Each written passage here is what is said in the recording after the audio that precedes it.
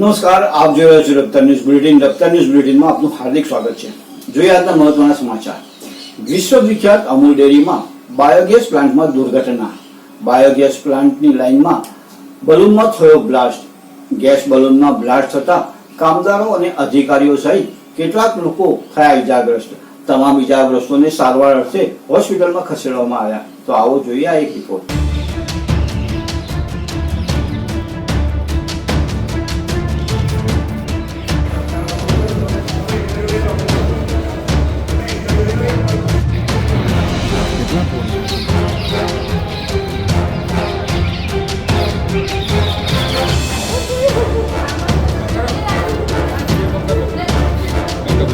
અહીંયા તો કોઈ પેશન્ટ ડિસ્ટર્બ નહીં થતું, બરાબર?